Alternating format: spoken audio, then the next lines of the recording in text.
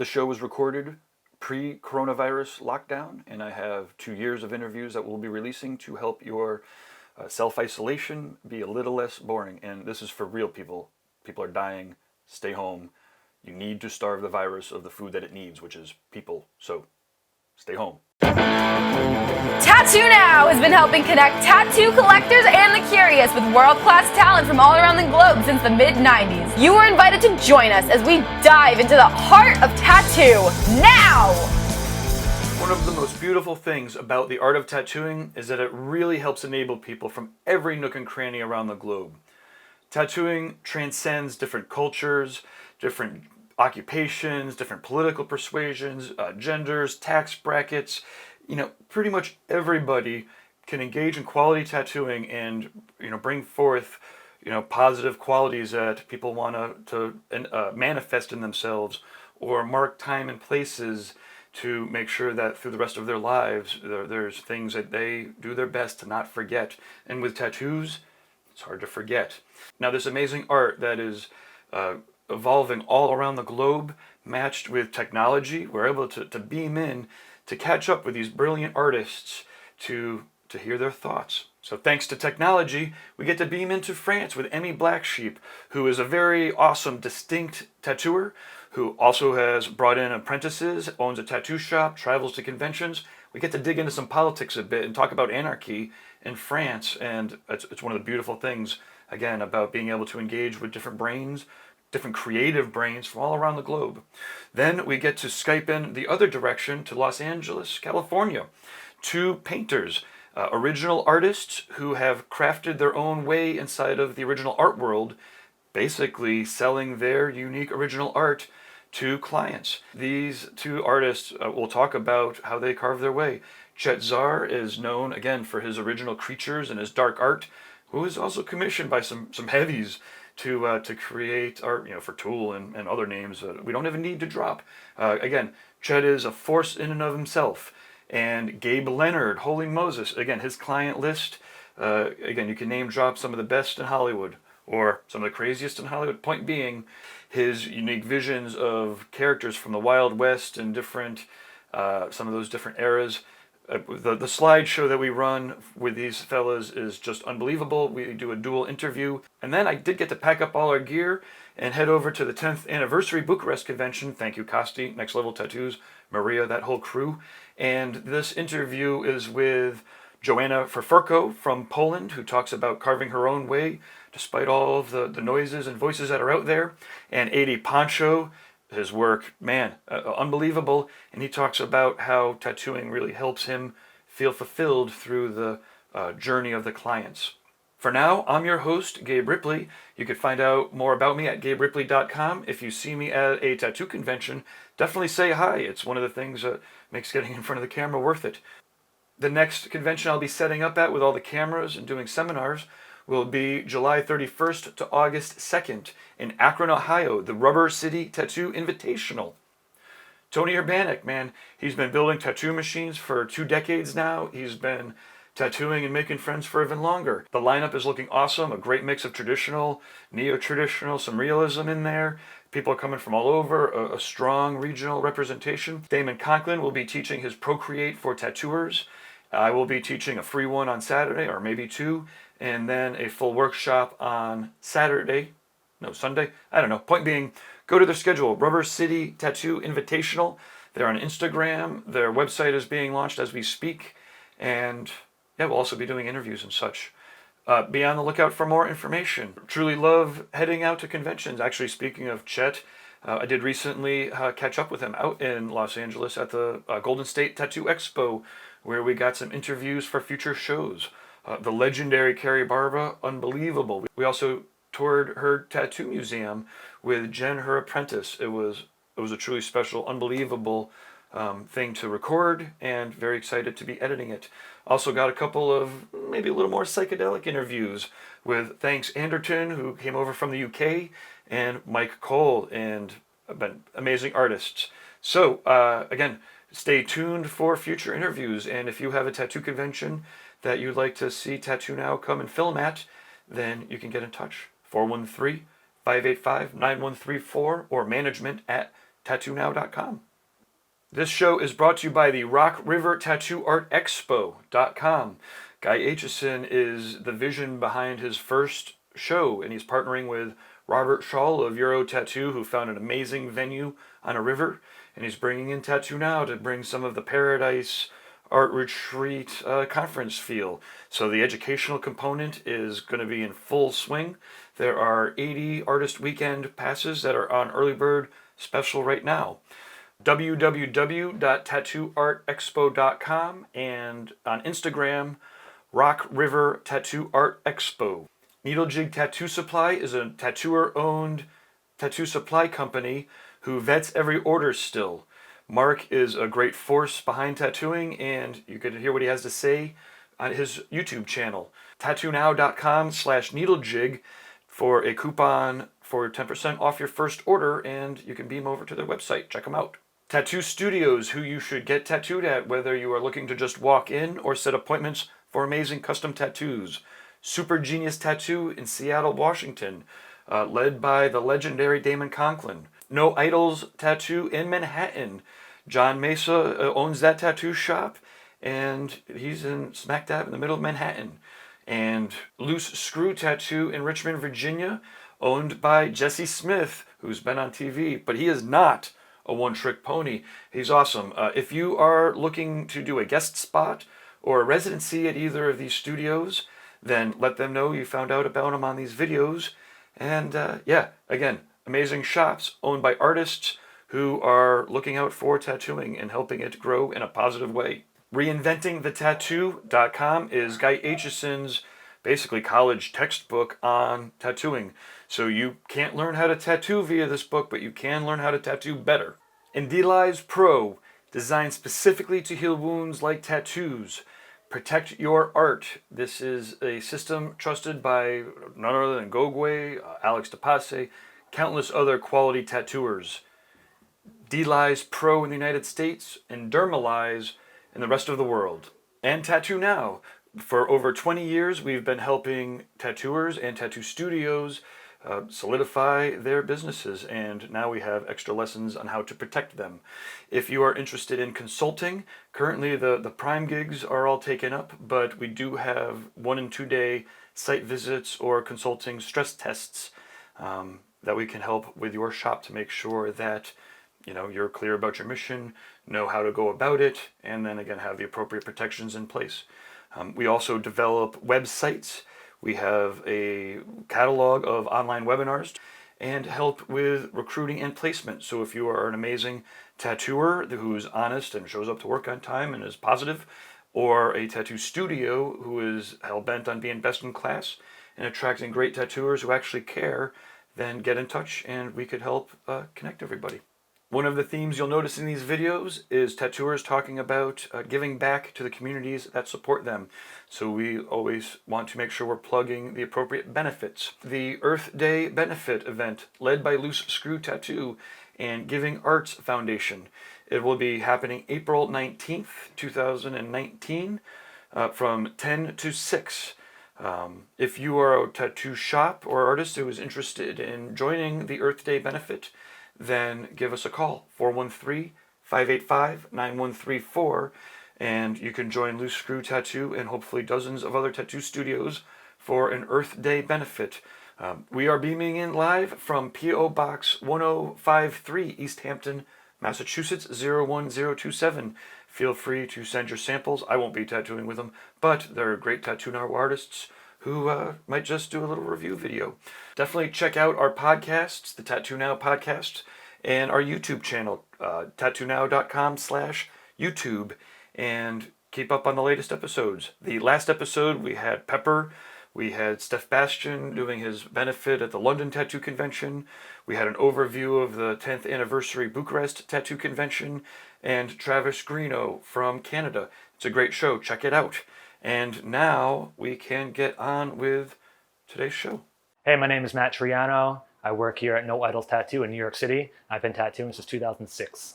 One of the most amazing things about New York City is that it's so accessible. Before I started working here, A lot of people wanted to get tattooed by me, but where I was just very hard to get to from anybody out of town or out of state. Whereas New York City, you can get to here from anywhere.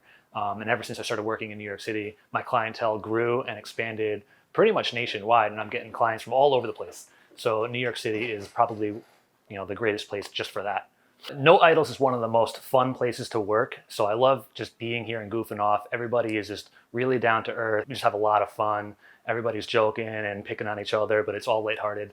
So it's just a lot of fun, a lot of laughs. The style that I work in is kind of a mixture of neo-traditional and new school and illustrative, kind of all combined into one. So like my ideal client would be pretty much anybody that says, I love what you do. Here's my arm. I got no tattoos, and do a lady head and some animals, and you have free reign to do whatever else you want after that. I like doing medium to large scale tattoos. If I could bust it out in one day, that'd be fantastic. Maybe like a full forearm or an upper arm. But you got to throw in those back pieces every now and then. I love those too. Currently, I'm booked out about 3 months, but you could always email the shop, noidols@gmail.com, or you can send me a DM. My Instagram is Matt Triano.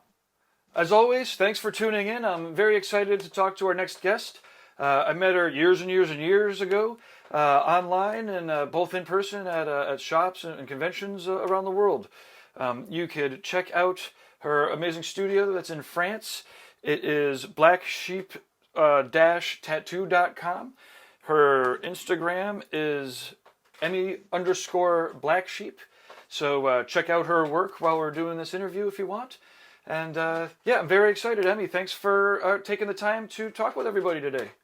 Thank you. You've seen a lot of changes, obviously, since you started tattooing. Do you feel like the mainstream, culture sucking tattooing into it has watered down the art of tattooing, or is the new influx of artists, bringing in new energy and talent, making it better? Like, it's crazy. I don't really know because,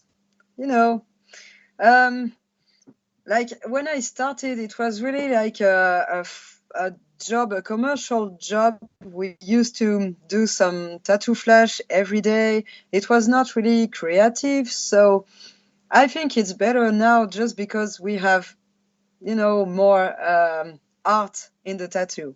So everyone can draw his own style and find some clients. So it's really cool for the art to have so many people that came in. But maybe, TV and too much social media, it's not really so good. I'm not sure about, the way that it has to do now. I just don't know. I don't have really something to say about. No I'm answers. just thinking about it every day. It's complicated because we need some new people just because, the art is pushing up with many people. So it's really cool. But I don't know, too many Instagrammers, like tattoo artists Instagrammers is not really a good idea. I think so. And we have maybe too many things talking about tattoos, so it's I don't know. Very jacked up, like, it's crazy. It's crazy just because now, I don't know in the US, but in France and in Europe, for if you want to do some tattoo conventions, sometimes you need to have like 20 or 30 million of followers. Sure. And I'm not really sure about, it doesn't show how good you are. So sure, and it really depends on what it's just sad.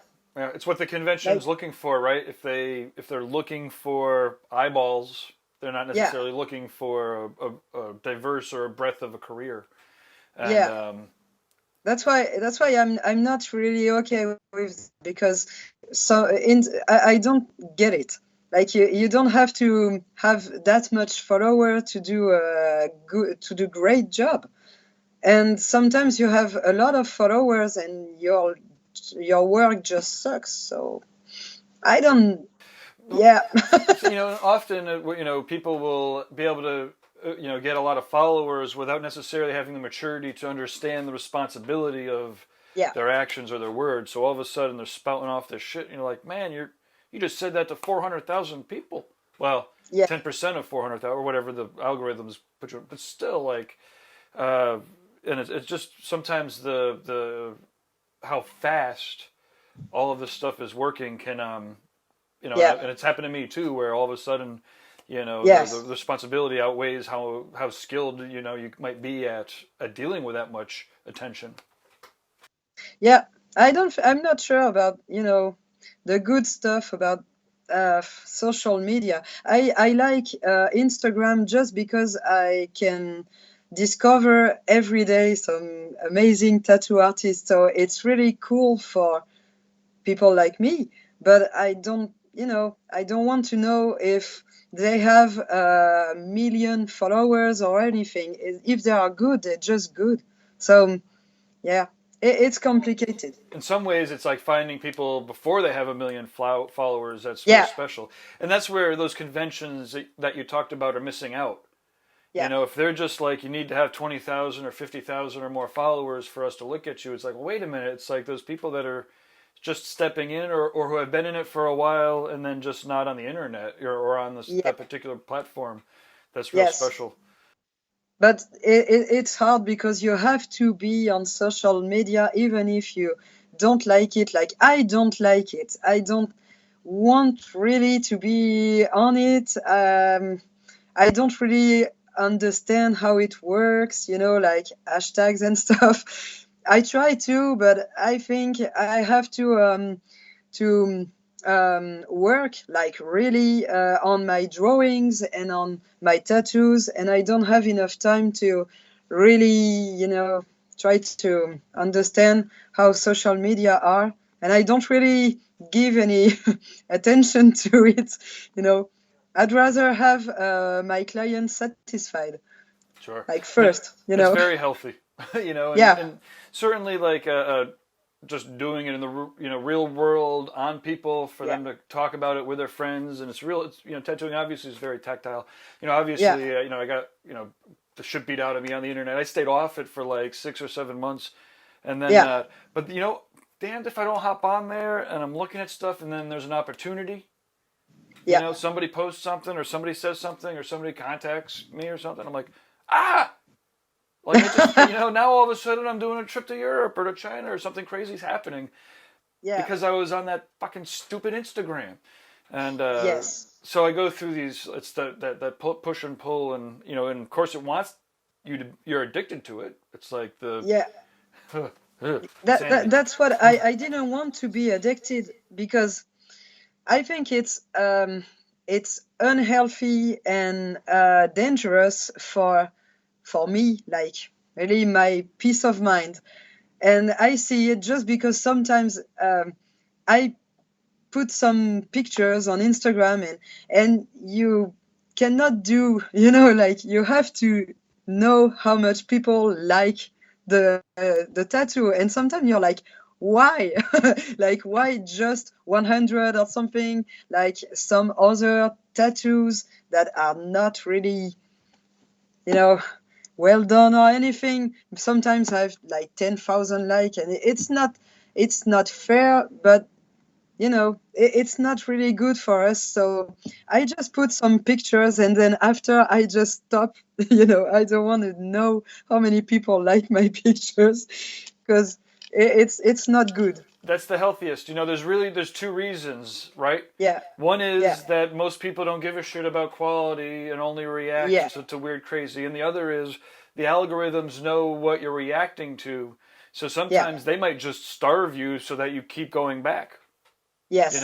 And ultimately for me, that's the main issue with social media, when people are like, I don't need a website, why I've got, Facebook or Instagram. My first thing that I would say is, well, people said the same thing about MySpace. But the other thing really is just those algorithms really are designed not to promote your business. They're designed to get you to interact with them, to drive more business to them. Anyways. Yes. But I really preferring having people like in the real world, you know, like here, and knowing them as a human being more than, you know, like an Instagrammer. I don't get it. I want to meet people, like Oh. real people. Yeah, for sure. Yeah, I mean, conventions. It's one of the reasons why conventions are yeah, amazing, especially for tattooing, is so many like-minded people get together. And yes, so when you're setting your schedule for the future and you're trying to figure out which conventions to go to or which studios to do guest spots at, like yeah. how do you pick them? And is it really just a matter of networking at conventions and meeting new friends, or? It depends because it, it's um, it's it's complicated for me because my son is now 5 something, and he doesn't want me to go to a tattoo convention because he didn't want to talk to me if I go to a tattoo convention. So I have to organize myself with my appointments here and my son and his holidays, you know. So I do less tattoo convention now just because it's really hard to organize everything. My parents are not here, so I don't have anyone to take care of him. And I cannot take him because he's too young. So I'm looking for new tattoo conventions just because I'm used to maybe 6 tattoo convention in France and Switzerland, and I'd like to travel more. Maybe do like maybe only 2 tattoo convention, but far from here, just to discovering something new. I will continue to do some convention close to here just because they are my friends and I like those tattoo convention, but I want to travel more just to discover things, like maybe going to Germany because I never been there for a tattoo convention, Really? and it's not that far, so It's like right there. yeah, Awesome. it's just because I don't know how to speak German. I went to Ireland, Great Britain, and some stuff that they talk English, so it's easier. In Warsaw, it was like Polish, so it's getting harder. I And in love the Germany, image of, I of don't know. your work in the, was it the Krakow convention? Yeah, no, Yeah. it was the Warsaw Tattoo Warsaw. Convention. Oh, sorry, I can't believe you just said that. That's funny. I could only Yeah, imagine that in the midst of like the dark, creepy, you're like shining bright colors. As always, if you want to catch the full interviews, go to tattoonow.com/YouTube, and we upload them as fast as I can. I'm editing like a maniac these days. We are going to hear from the next sponsor, the Rock River Tattoo Art Expo, October 2nd to the 4th. And then on the other side, we catch up with Gabe Leonard and Chet Zar, and you do not want to miss checking out their amazing interview and slideshows. Their artwork is out of this world. If you are a tattoo collector or an artist, mark your calendars, October 2nd to the 4th, 2020, in Rockford, Illinois at Cliff Breakers. The Rock River Tattoo Art Expo is going to be bringing a unique tattoo experience specifically for you. Guy Aitchison has been going to conventions for over 2 decades and is going to be bringing his unique vision to craft, again, an experience designed to bring out the best in tattooers for the collectors and for the artists. He's teaming up with Robert Schall of Euro Tattoo, who found an amazing venue right on the river there. There's windows that are overlooking this beautiful view so that the tattooers and painters can be inspired, and this is not going to be your typical show. And Tattoo Now is the third partner, bringing in some of the Paradise, a tattoo gathering, artist retreat, worldwide conference feel. There's going to be a full-on educational track, so if you are a tattooer or an apprentice, definitely catch one of the early bird artist weekend passes that are available now. Or, if you're too late, make sure you just get your passes because You're going to learn more than you possibly can. Your brains will be overflowing with ideas and inspiration. And tattoo collectors, you just have to be a little bit more patient. Passes will be on sale soon. But for now, we have 80 Artist Weekend passes with special treats. So check out tattooartexpo.com or on Instagram, Rock River Tattoo Art Expo. Awesome, fun. So you guys have obviously known each other for a while. Could you maybe talk a little bit about what you think makes each other special?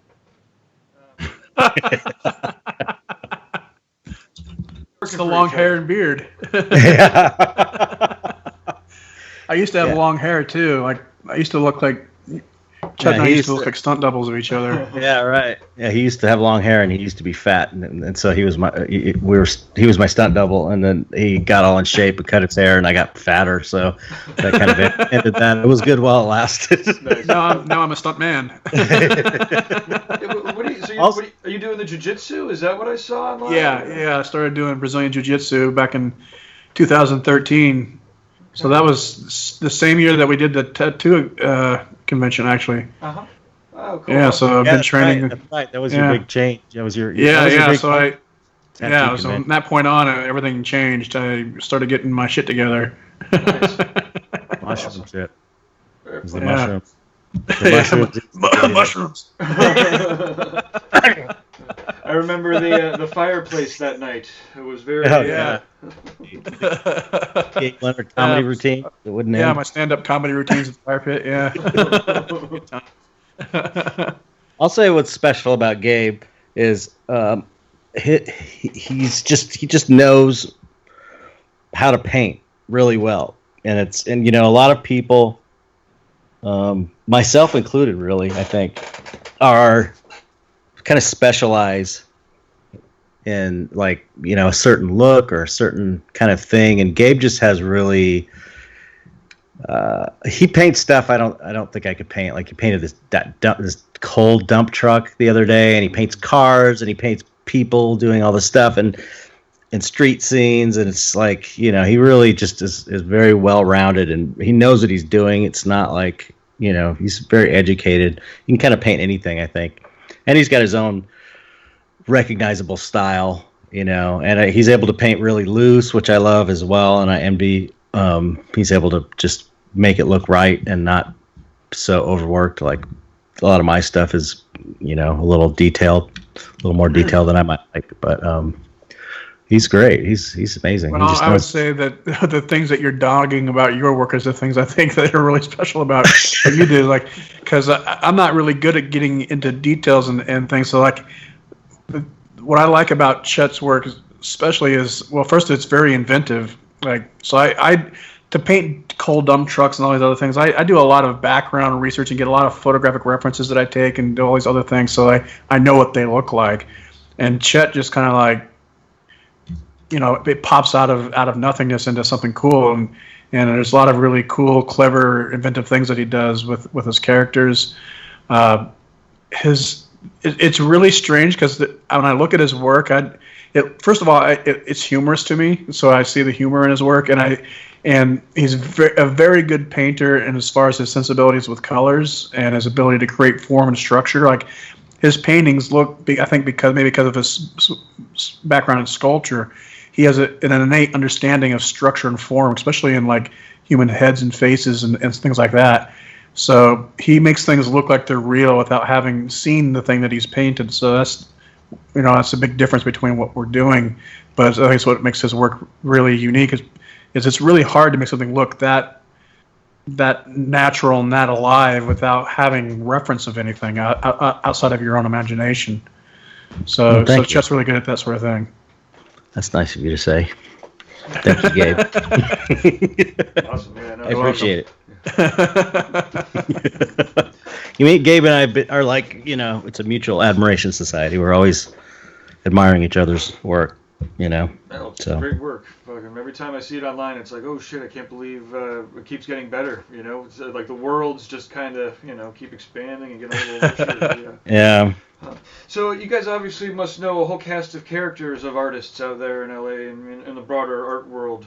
And everyone, gets a little wild and crazy, and with all the shit that's going on, like, So my question kind of is how do you feel about the separation of admiration of art from the artist? Is it something where you hear the story about the musicians or the artists, and then or the filmmakers, and then it tinges the experience of that art, or do you get a real separation? Like, I appreciate the art. I don't give a shit what they say when they're drunk at the bar. Well, you mean like, can someone be a villain in one story and a hero in another? Yeah, I suppose, or mostly, like I said, every once in a while I'll hear stories about Like the Michael musicians. Jackson thing. Yeah, maybe. I never cared about Michael Jackson, so that doesn't I hit didn't me either, personally. But yeah, exactly. Like, Or any number of things where somebody is, like you've liked their TV shows or their movies or things they've created, and all of a sudden you find out they're a piece of shit. yeah, exactly. Now, how does that work as artists? Like, You can still like the work. I think the work and the person who makes it. You don't have to like someone to appreciate what they've done.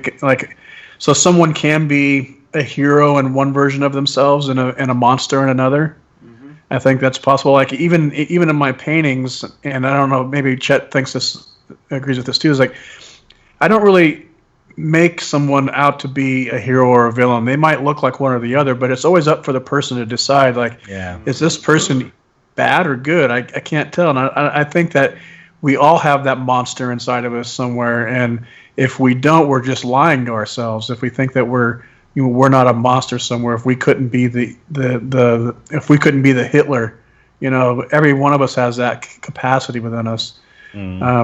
People. I don't think people are necessarily inherently good or evil. I think those are things that are probably developed through the pressures of their environment, like how they were raised, what the experiences they had, all these things. They lead into a direction of not to say that people aren't completely responsible, but things happen to people that help form who they are. Sure. And you can't be responsible for everything that happens to you.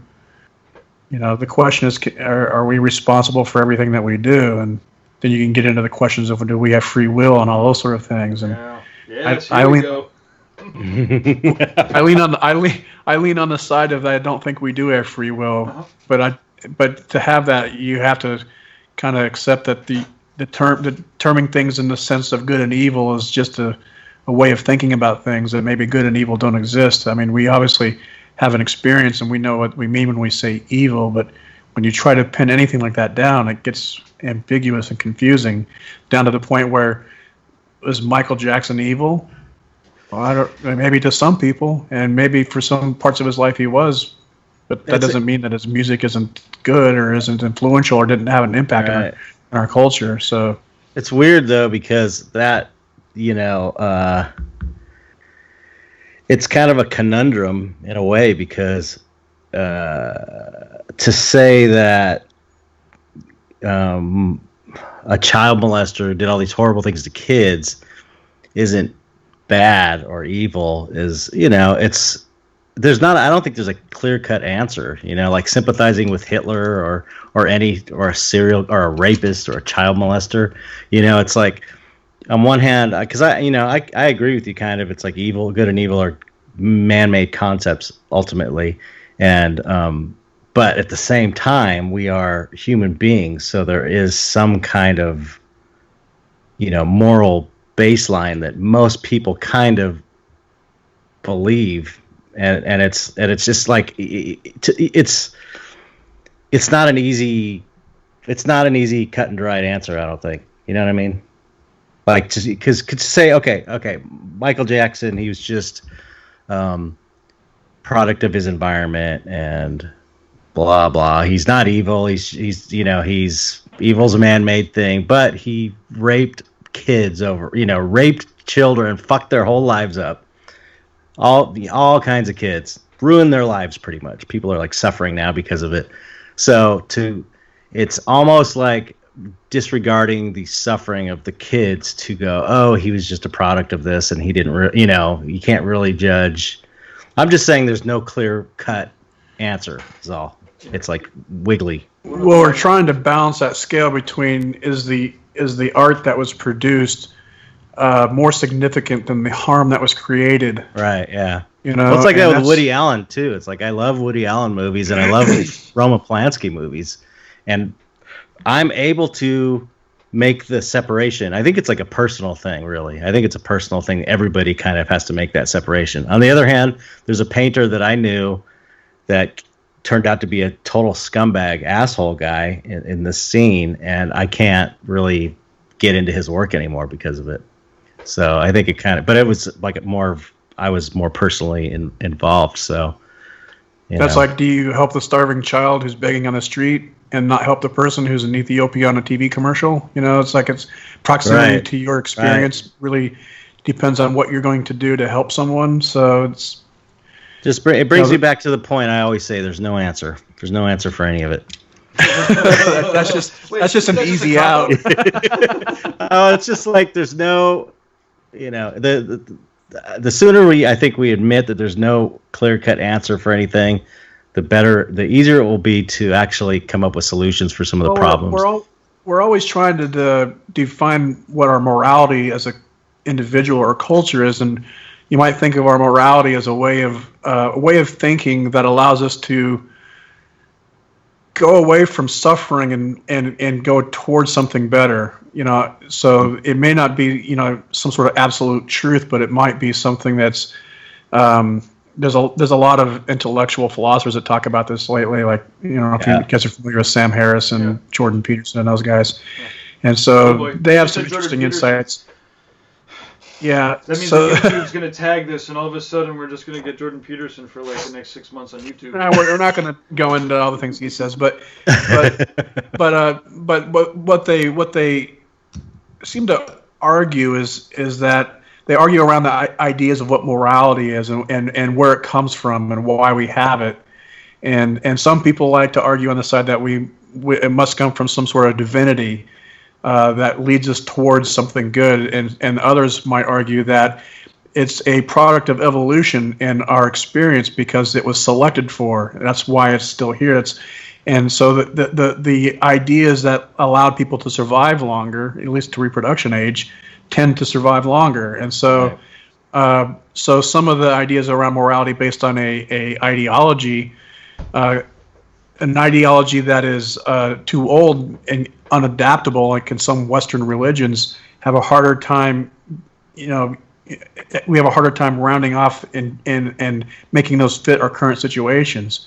So some other ideologies and philosophies that don't have such a unchangeable story structure that we're allowed to adapt these things and maybe even create new things for things that we have, like. Stories in the Bible aren't going to tell us what to do about looking at our smartphone too much. It just wasn't conceivable.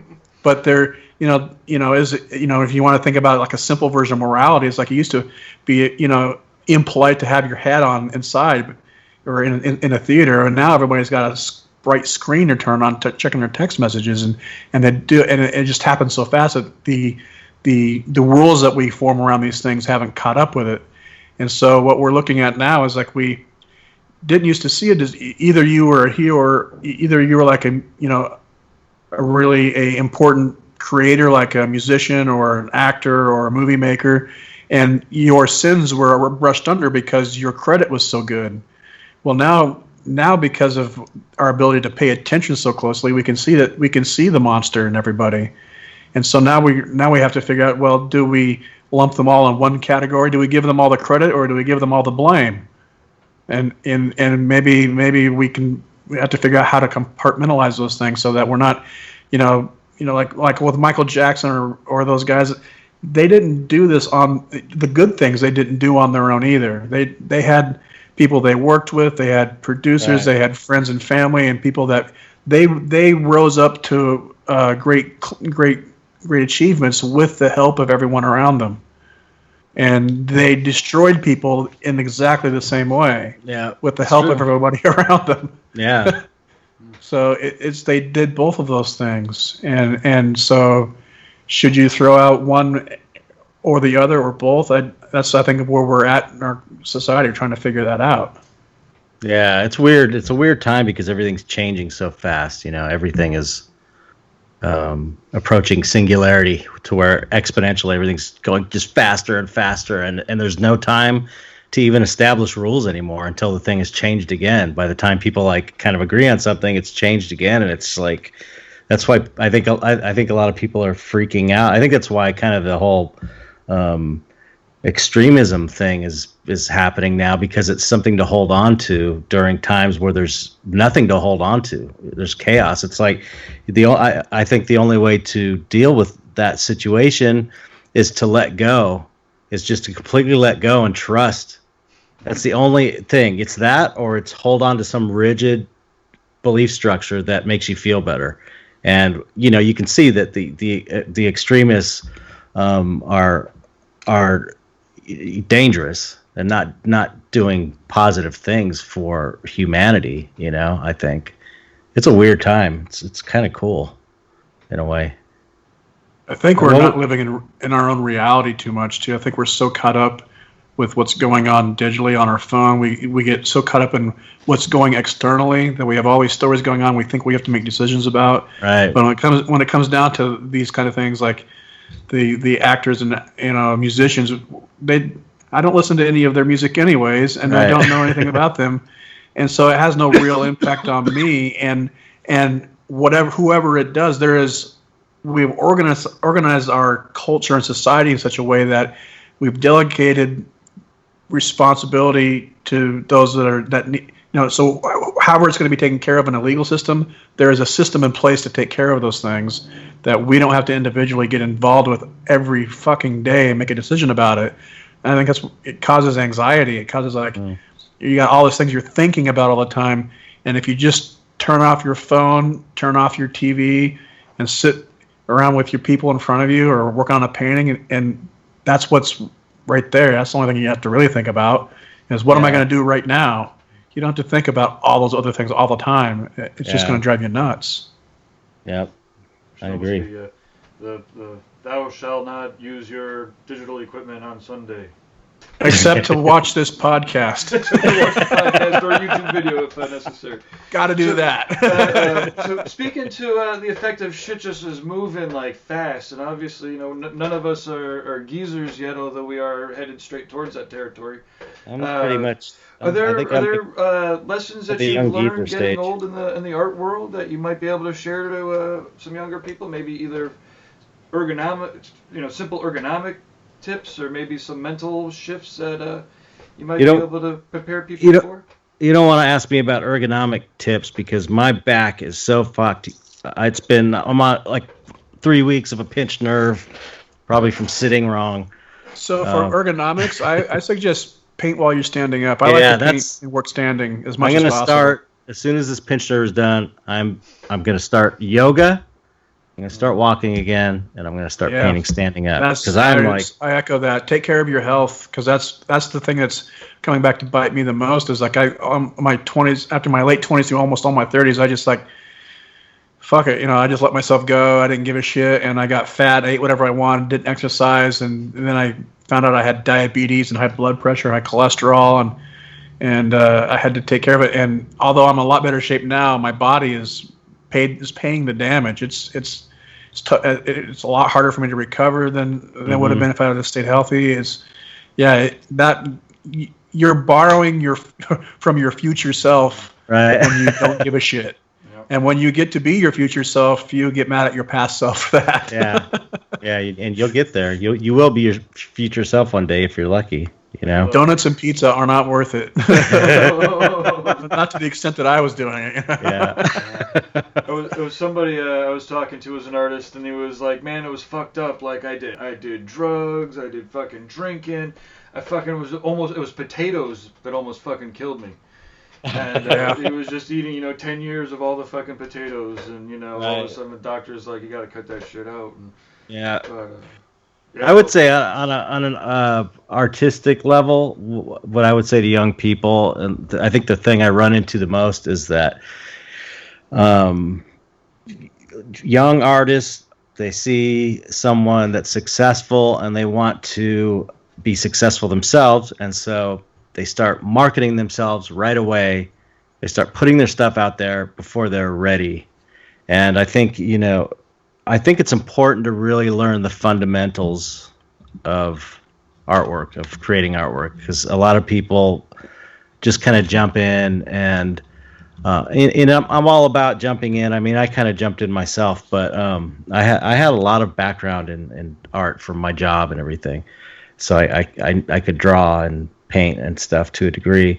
But I think it's important to I always used to be I still am. I'm very supportive to young artists, but I see a lot of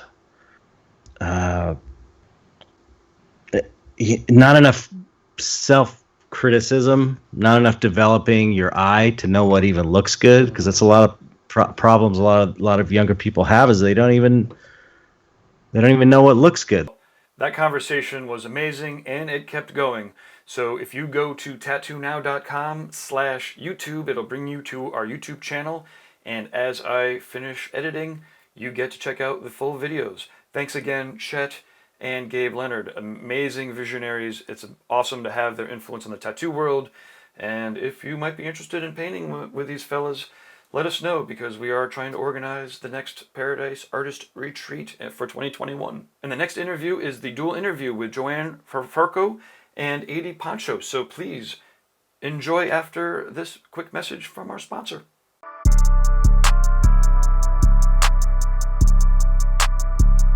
It's been a pleasure for me to work with young artists like Sandri, that we connected each other's styles perfect. This pure hyper-realistic style that he offers is like connected with my 3D modeling, came out really nice. It was my first collaboration with another tattoo artist, and it was one of my favorite experiences.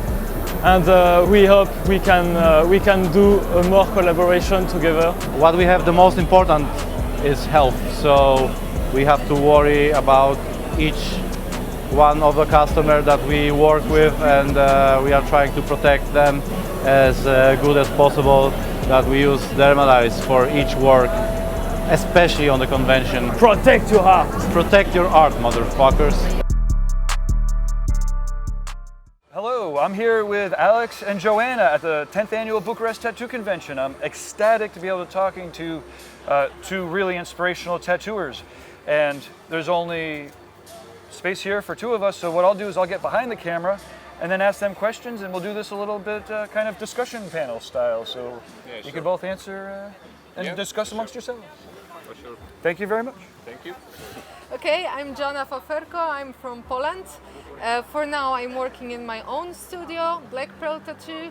You can find me on the Instagram like Joanna Faferko, so it's the easiest way. And yeah, I used to travel a lot, and I started with my own studio 5 years ago, and here I'm first time, so later I'm gonna say a little bit more about this. My name is Alex and I'm from Moldova, and at the moment I work in Holland in my own shop, which I opened this year, so it's pretty new. You can find me on Instagram like AD Pancho, so yeah, you can check my profile. So the first question is going to be an easy one. What do you love about tattooing? So for me, tattooing, it's kind of freedom. For me, it's really hard work. It's not like easy work, so I come to job and I do only what I love, because I taking responsibility for this, what I do, but also I can make something what is kind of my passion. I can grow up like an artist, I can develop, but also travel, meet a lot of new people, and also I really, really love how many things I can make, how I can change during the weeks and months, and this is really, really hard work, but interesting and giving me like a lot of good energy inside.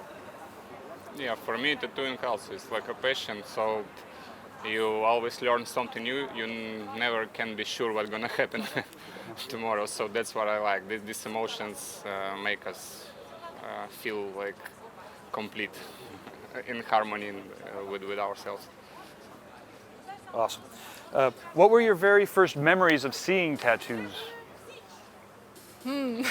My first memory was like I was in high school and a lot of my friends started to get the tattoos, and there was it was not impressed for me at all. I never was looking at this like art. I was going for some art classes and make completely different stuff, but it was never really interesting for me. I remember I was working in the bar when it started. I can say my story started like this, and there was coming a local tattoo artist, and he was kind of really good energy inspiration person. His work's not, but he was, and I was thinking, maybe it's something different, maybe it's kind of cool, and maybe in the future I want to have the same kind of power, and then it started to be interesting. But it was really long way till now. So. Yeah, for me, I'm always drawing from the young age. So yeah, I just wanted to try something new instead of canvas. So I found the skin is the best way. What were some of your first artistic influences? Some of the people that made you really want to dive into art? To be honest, it was Bob Tyrrell. Yeah, when I saw his portrait, I was amazed how it's possible on the skin. I mean, on the paper, okay, but in that time, the rest tattoo artists made like really simple works, and he was one of the first who like push tattoos, like how to say that, on another level. And the guys like him, like Robert Hernandez, and a lot more of them. Things there exist.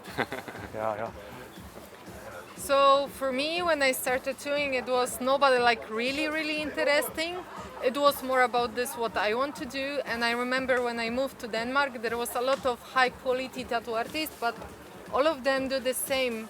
Most of them make realism or like dot work, traditional.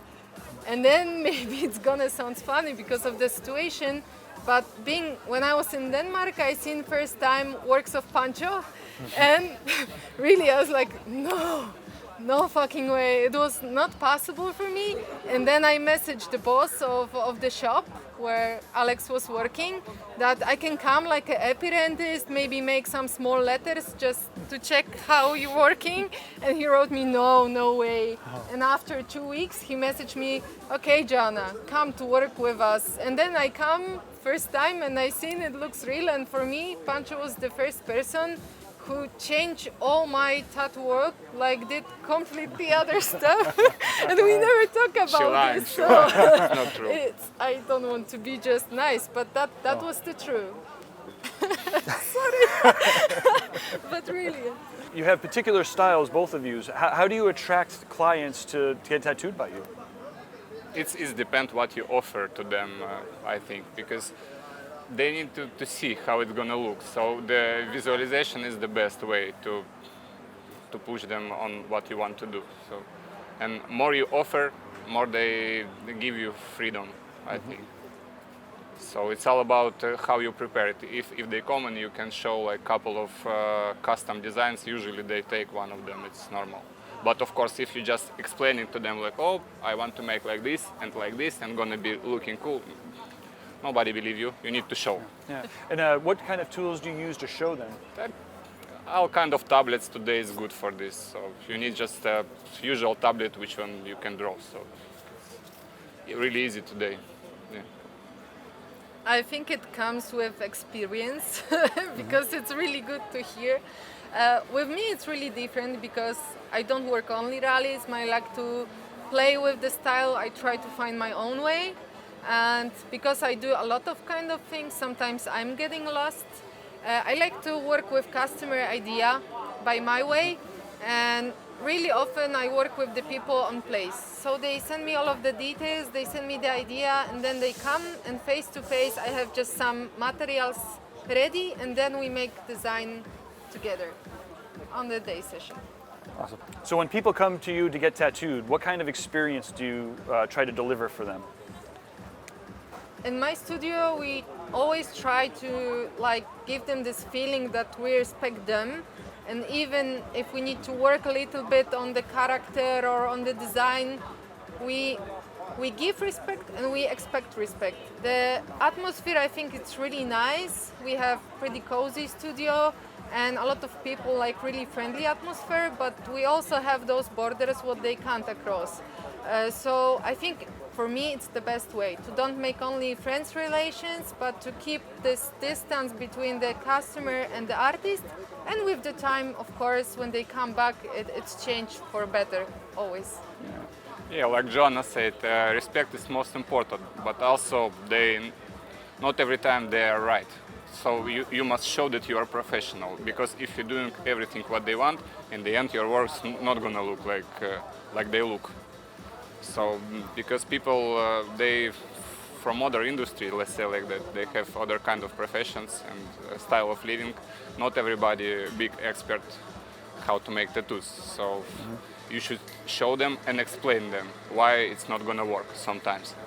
Yeah, we need to educate them sometimes. Yeah, and then they start to feel like they're in the hands of professional. You know what I mean? Like it's important to deliver in your opinion. And I think even if sometimes situation is kind of hard and they don't understand like at all, always when I'm ready for tattooing and I know I did my job good, I see even if they are not sure in the start, on the end they are always happy, you know. Yeah. So we're here at the Bucharest Tattoo Convention. Can you tell us about how you made it here and what your experience is like here? Okay, I'm here the first time. It's not a big surprise because I know Kosti and I know how much power he put during those all years for this tattoo industry here. But I'm really happy to be here. At first, I met here a lot of my good friends, not only really great tattoo artists, but also like my personal friends. The atmosphere, it's really nice. And I think it's giving the new power, new energy. It's like every convention most of the times looks extremely the same, and here it's completely different way. So I feel it again like something fresh. My experience, I know Kosti long time before, so I'm already 5 times here. So it's always, awesome. I feel like at home here. So it's always pleasure to come here. So it's one of my favorite shows for sure. Awesome. By its nature, tattooing literally transforms somebody's body and also often their mentality. Can you talk about some of your clients who've had a transformation? From my experience, sometimes like when I open the studio and I start to get my first customers, and I want to also develop in the color works, what I start to make, I had those customers who come to me with this idea, those pictures, and they was sure they want this, and if it had sense, like a one tattoo, I start to make it. But after they start to come like for next, and the composition was not perfect. And I knew it from the start, but I was not enough strong to sell them this, that we need to work from the start with composition. And this is what I seen. If we give a lot of power and educate them and show them the difference between, I have them now, like these same guys who was like making me feel tired and crazy angry that they don't want to listen to me. They come now and they say, do what you want. Doesn't matter, like color, black and gray, how you want this. Like, man, you don't know what is in my head. And they are like, I'm fine, I don't care like at all. And really, now I also have this power to like talk with the people harder and stronger from the start. So it's changed for them, but it's also changed for me. Needle Jig has been producing high-quality tattoo needles for close to 20 years.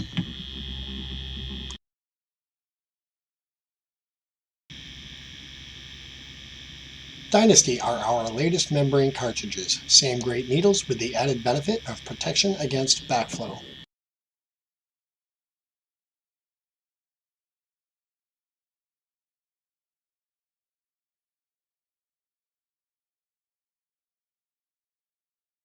Thanks again, Kosti, for the opportunity to catch up with these amazing artists in these fantastic locations. If you are a tattooer, then find Kosti online, Facebook or the Instagrams, and make sure you're aware of his next show because you do not want to miss it. Well, there we go. That's it for our show tonight or this morning, whenever you're watching. Special thanks to all of the tattooers for taking their time to do these interviews. Our next show is going to feature the legendary Carrie Barbara. She is a force to be reckoned with, and it was amazing to catch up with her and her apprentice, who took us on a tour of her tattoo museum that's at Outer Limits, the oldest shop in the States, one of the oldest in the world. We will be catching up with tattoo entrepreneur and Richmond Convention co-promoter Jesse Smith, and the unbelievable fantasy artist and realist tattooer Cecil Porter. And we round out the show with Barbara Shorazan, who we met at the Bucharest Tattoo Convention. It is a pleasure and an honor to be able to bring to you some of these tattooers, both young and old, but all are focused on creating better artwork, better people, better tattoos. And again, thanks to all of our sponsors. They are at the beginning of the show. They are in our show notes. Thank you, Kelly Gromley, for the music. Whew. Okay, there we go. That wasn't as bad as it could have been.